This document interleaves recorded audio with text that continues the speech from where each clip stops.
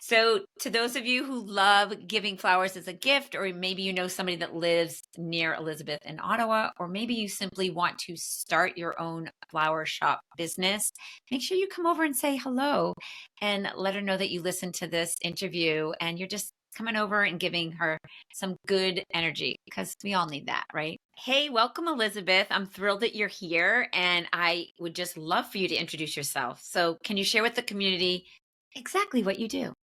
Thanks, Sue. I'm so honored to be here. Thank you so much for asking. My name is Elizabeth Young, and I'm the owner of Flowers Talk Tivoli, a flower shop in Ottawa, Canada.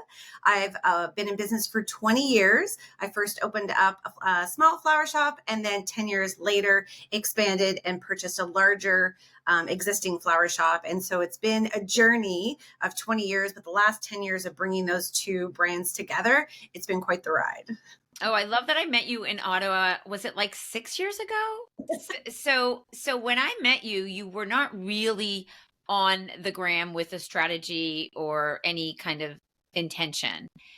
So what would you say has really been a change for you since working with us in Pro and the accomplishments that your business has had and you've had? Well, my strategy was no strategy. So it went from no plan to an awesome, consistent plan that I really love. And I kind of, dabbled in a couple of different areas. I had other people doing my social media for me, which really didn't feel authentic. It didn't feel like it was my voice. It didn't feel like it was my brand. And I really wanted to just learn about Instagram and make it part of my marketing. And it is one of the major parts of my marketing. So working with you and your team and learning consistency and batching and all these amazing little tips and tricks and hacks, it's just made Instagram not be a chore, but something I look forward to. Yeah, and when you say batching, you mean creating multiple posts at one time so that you Yes. save time and you're able to work at your flower shop, right?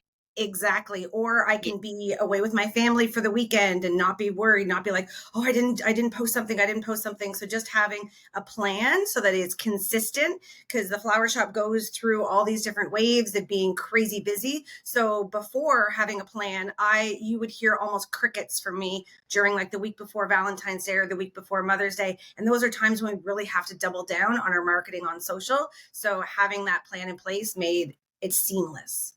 Yeah, and it sounds like you really do have work-life balance now, and I think more importantly, the skills to have the confidence to really create relatable, relevant content for your flower shop, with the sole purpose of growing your target, and I really wanna emphasize target audience, right? Yes. Yes. And it's almost like a virtual magazine because people come in with their phones and they'll hold up their phone with one of our Instagram posts and be like, can you send this to my mom? Or can you send this to my wife? They loved it. So having that too, to be able to reach more people in the community is amazing. Yeah, I love that you said virtual magazine because I often reference Instagram as a virtual magazine. Like the promise that you make in your bio is Mhm. literally the content that you create in your feed. And if someone walks in and is able to literally pull up a photo and say, this is what I want, it just makes the creation process for you to create those bouquets and those gifts so much easier, right? And it makes us more relatable to our customers. So they'll walk in, they'll be like, hey, Elizabeth. And I'm thinking, oh, do we know each other? We know each other because it's warm, because we've already met on Instagram. It just makes it a lot easier for the customer experience. I also like to use the words customer journey. Like, what is that journey that you're taking them on? So, obviously, when you use Instagram strategically and you batch produce your content and you are Mhm. showing someone what your creations look like, they can say, that's the one I want. And it just makes everything seamless for both the person buying and obviously you, the shop owner, right? Exactly, exactly. And we were one of the first flower shops in Ottawa to adapt and use Instagram a lot more, have our own website. So by having, their beautiful photos on their website, but showcased through Instagram, again, it's that Yeah. virtual magazine. Yeah, like a lookbook, which is so great. Yes. Elizabeth, what other transformations would you say that you've had from really dialing into having a system and a process for creating your content that really helps you have more sales? Well, definitely, we email marketing has been a big thing. My Instagram plan, but also being able to repurpose my content through LinkedIn and through Facebook, but just to be able to grab a wider audience because my Facebook fans are a certain audience and my Instagram fans are a different audience. So it's really widened the reach. And then I've noticed during, those busy holiday times, those sales are coming in through Instagram. They're coming in through DMs or they're calling and saying, "Hey, I saw this on Instagram," or, "Oh, you got a new shipment of this. Can we get this?" So I've noticed definitely I wouldn't say like a surge as far as, but it more of a consistent, that I'm getting consistent sales from Yeah. Instagram. Yeah. I love hearing that, obviously. And I also love hearing that you know what's organic to Facebook, what's organic to LinkedIn, and what's organic to Instagram, because they are different social platforms that perform differently depending on audience. Totally. And it's great that you understand that. A lot of people don't. They just throw the same thing up everywhere with the same message. So Oh, and at kudos the to you same for that one. time. Yeah, yeah, exactly. That too. It's like Yes. inundate every platform. So if you were to extract, and I know that it's probably hard, a favorite tip, Yeah. what would that be?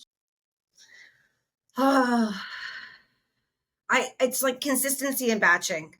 Like it really is because, you can't just put something up and then not put anything up for like 5 or 6 days because people are like, "Where did she go? Where did they go? Like, what's wrong?" So batching makes it easy to be consistent. So I think they go hand in hand.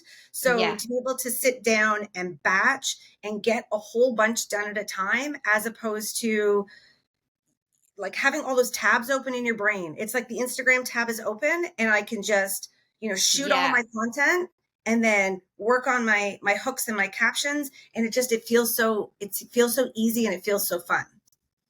Okay, those are my two favorite words, easy and fun. Yeah. And I love that you're not posting on the fly. Like that is probably the biggest mistake that business owners make, is that they just don't carve out the time and the space to Hmm. batch produce their content, and Hmm. they're posting on the fly, and they hope that their content is going to stick, but it doesn't. Like Right. spaghetti, they're throwing it at the wall and it just Right. doesn't stick.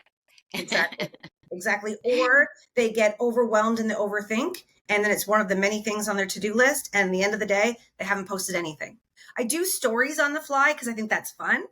But everything else, as Oh, far as that's the yeah. carousels and our Yeah, reels. and that's more, and that is more behind the scene. And I do appreciate you sharing the behind the scene aspect of your business and stories, because then people really get to feel a little bit more emotionally connected to you as the owner of the business, and it makes it more intimate, I always say, right?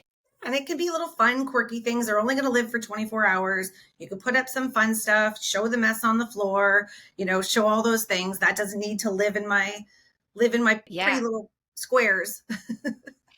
Yeah, so now that you're doing amazing on Instagram, and I'm sure you're getting the attention of a lot of business owners saying, "Wow, where did you learn this? How did you do this?" Your Instagram looks amazing. What would you say to another business owner who Mhm. really wants to up their game, but they're kind of on the fence about doing the work? What would you say to them about like taking the leap to actually work with the SBZ team?